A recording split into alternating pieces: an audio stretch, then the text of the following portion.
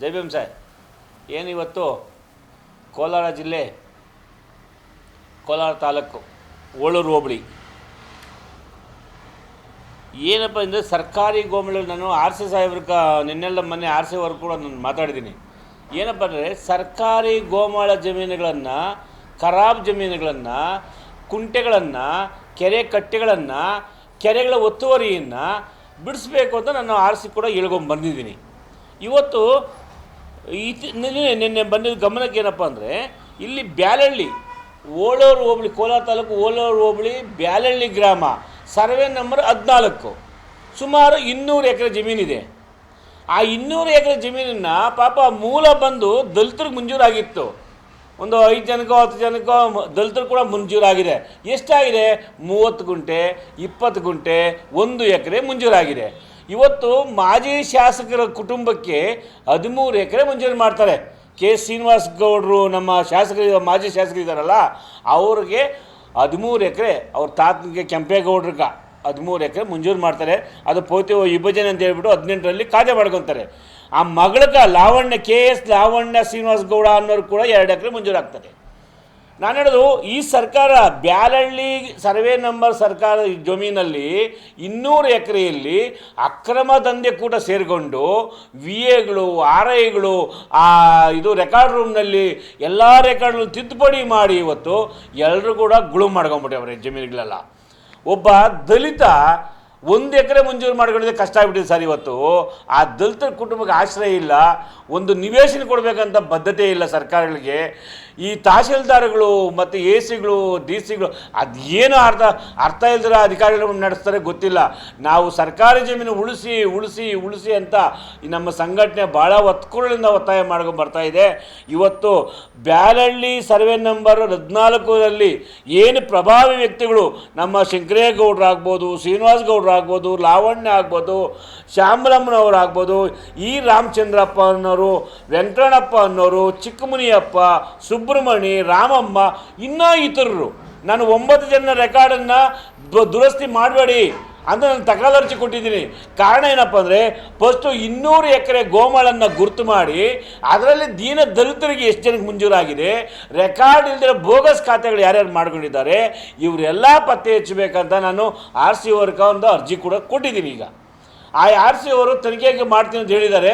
ನಾನು ಹೇಳೋದು, ತಹಶೀಲ್ದಾರ್ಗಳು VAಗಳನ್ನ ನೆನ್ಪು ಮಾಡಿದ್ದಾರೆ, ಹಳ್ಳಿಗಳಲ್ಲಿ RIಗಳನ್ನ ನೆನ್ಪು ಮಾಡಿದ್ದಾರೆ, ಗ್ರಾಮ ಸಹಾಯಕರನ್ನು ನೆನ್ಪು ಮಾಡಿದ್ದಾರೆ. ಇವರೇನು ಕತ್ತೆ ಕಾಯಕವ್ರೆ ಇವರೆಲ್ಲನೂ?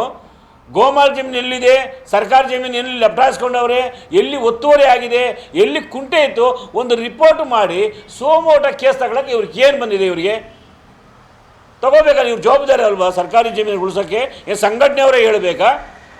ಇಲ್ಲ ನಾನು ದಲಿತರಿಗೆ ಒಂದು ಗುಡಿಸ್ಲಾಕೊಳ್ಳೋಕೆ ಜಾಗ ಕೊಡಿ ಅಂತ ಹೇಳಿದ್ರೆ 106 ಕತೆ ಮಾಡ್ತಾರೆ ಇವರು. ಇವ್ರದ್ದು ಇಷ್ಟ ಬಂದಂಗೆಲ್ಲ ಕೊಡ್ತಾ ಇರೋದು ಜಮೀನುಗಳನ್ನ, ದಾಖಲೆ ಇಲ್ಲದೆ ಸೃಷ್ಟಿ ಮಾಡೋದು ದಾಖಲೆಗಳನ್ನು. ಆ ಎಚ್ಚೆಟ್ನಹಳ್ಳಿಯಲ್ಲಿ 4 ಎಕರೆ ಜಮೀನನ್ನು ಇಷ್ಟು ವರ್ಷದಿಂದ ಬಿಟ್ಬಿಟ್ಟು ಇವತ್ತು ಒಂದು ರೆಕಾರ್ಡ್ ಸಿಕ್ಬಿಟ್ಟಿದೆ DC ಆಫೀಸಲ್ಲಿ ಅಂತ ಹೇಳ್ಬಿಟ್ಟು ಅದನ್ನು KGF ಅಲ್ಲಿ ಹೋಗ್ಬಿಟ್ಟು ರಿಜಿಸ್ಟರ್ ಮಾಡ್ಕೊಂಬರ್ತಾರೆ. ಇದೆಲ್ಲನೂ ದಂಧೆ ಅಲ್ವಾ ಇದು? ಇದು ಅಧಿಕಾರಿಗಳೇ ಶಾಮೀಲಾಗಿರೋದು. ADLR ಇರ್ಬೋದು, ಸರ್ವೇಯರ್ ಇರ್ಬೋದು, VA ಆಗ್ಬೋದು, RI ಆಗ್ಬೋದು, ಇವರೆಲ್ಲರೂ ಕೂಡ ಈ ಶಾಮೀಲಾಗಿ ಈ ಕೂಟಕ್ಕೆ ಬಲಿ ಆಗ್ತಾ ಇದ್ದಾರೆ. ಇವತ್ತು ಸರ್ಕಾರಿ ಜಮೀನು ಉಳಿಬೇಕಿಲ್ಲಿ, ಸರ್ಕಾರಿ ಜಮೀನು ಉಳಿಬೇಕು, ದೀನ ದಲಿತರು ಬದುಕಬೇಕು. ಅಕ್ಕ ಮಾಯಾವತಿ ಅವರು ಮಾತು ಹೇಳಿದರು, ಒಂದು ಕುಟುಂಬಕ್ಕೆ 3 ಹೆಕ್ಟೇರ್ ಕೊಡಬೇಕು ಅಂತ. ಎಲ್ಲಿ ಕೊಟ್ಟರು? ಒಂದು ಗುಂಟೆ ಕೊಡಿಲ್ಲ ಸ್ವಾಮಿ. ಈ ಬುಡಬಡಿಕೆ ಶಾಸಕರು, MLCಗಳು, MP ಗಳು ಅವರೆಲ್ಲ ಇವರು ಏನು ಹೇಳ್ತಾರೆ? ಇವರೆಲ್ಲನೂ 1 ಎಕರೆ ಜಮೀನು ಮಂಜೂರು ಮಾಡಿಸ್ತೀವಿ ಅಂತ ಹೇಳಿದ್ರೆ 53 ಫಾರಮ್ಮು 57 ಬಂತು.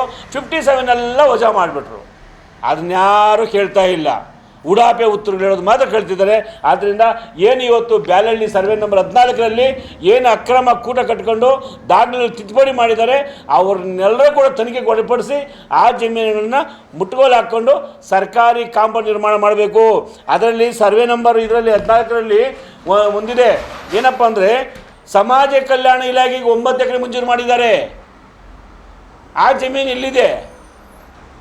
ಇದೆಲ್ಲ ಕೂಡ ಪೋಡಿ ಎಲ್ಲ ಮಾಡ್ಕೊಂಡು ಹೋಗ್ಬಿಟ್ರೆ ಇವರು ನಕಲು ದಾಖಲೆಗಳು ಮಾಡ್ಕೊಂಡು ಎಲ್ರಿಗೂ ಬದುಕೋಕ್ಕಾಗ್ತದೆ.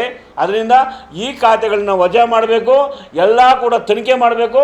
ಯಾರ್ಯಾರು ತನಿಖೆಯಲ್ಲಿ ಭಾಗವಹಿಸಿದಾರೋ ಇವರು ಅಕ್ರಮ ಚಟುವಟಿಕೆಗಳಲ್ಲಿ ಅವ್ರ ಮೇಲೆಲ್ಲ ಕೂಡ ಕ್ರಿಮಿನಲ್ ಕೇಸ್ ದಾಖಲೆ ಮಾಡಬೇಕಂತ ಸಂಘಟನೆಯಿಂದ ಒಕ್ಕೊಳ್ಳೋದ್ರಿಂದ ಜೈ ಭೀಮ್. ಆದ್ದರಿಂದ ಏನು ಕರ್ನಾಟಕ ದಲಿತ ಸಿಂಹಸೇನೆ ವತಿಯಿಂದ ಈ ಪ್ರಕರಣವನ್ನು ಬೇಗ ಇತ್ಯರ್ಥಪಡಿಸಬೇಕು. ತಹಸೀಲ್ದಾರ್ ಅವರು ಡಿ ಸಿ ಅವರಲ್ಲಿ ನಾನು ಮನವಿ ಮಾಡ್ಕೊಳ್ಳೋದೇನಪ್ಪ ಅಂದರೆ, ತಾಲೂಕು ಸರ್ವೇಯರನ್ನ ಕಳಿಸಿ ಆ 200 ಎಕರೆಯನ್ನು ಇದು ಮಾಡಿ ಅತಿ ಜರೂರವಾಗಿ ಅದು ಕಾಂಪೌಂಡ್ ಫಿಕ್ಸ್ ಮಾಡಬೇಕು, ಒತ್ತುವರಿದಾರರನ್ನ ತೆರವುಗೊಳಿಸಬೇಕು. ಬೇಗ ತೆರವುಗೊಳಿಸಿಲ್ಲ ಅಂದರೆ ಸಂಘಟನೆ ವತಿಯಿಂದ ಡಿ ಸಿ ಆಫೀಸ್ಗೆ ಮುತ್ತಿಗೆ ಆಗಬೇಕು. ಆರ್ ಸಿ ಅವರು ಬರೋವರೆಗೂ ಕೂಡ ಸಂಘಟನೆ ಕಾರ್ಯಕರ್ತರು ಎದ್ದೇಳೋದಿಲ್ಲ. ಸರ್ಕಾರಿ ಜಮೀನು ಉಳಿಸ್ಬೇಕಾಗ್ತದೆ ಅಂತೇಳಿ ನಾವು ಒಕ್ಕಳದ ತೀರ್ಮಾನ ಮಾಡಿಕೊಂಡು ಒಂದು ಆರ್ ಸಿ ವರ್ಕ್ ಅರ್ಜಿ ಕೊಟ್ಟಿದ್ವಿ. ಅದು ಬಂದ ಮೇಲೆ ಏನು ಕ್ರಮ ಕೈಗೊಳ್ಳೋದು ಸಂಘಟನೆ ತೀರ್ಮಾನ ಮಾಡ್ತಾರೆ.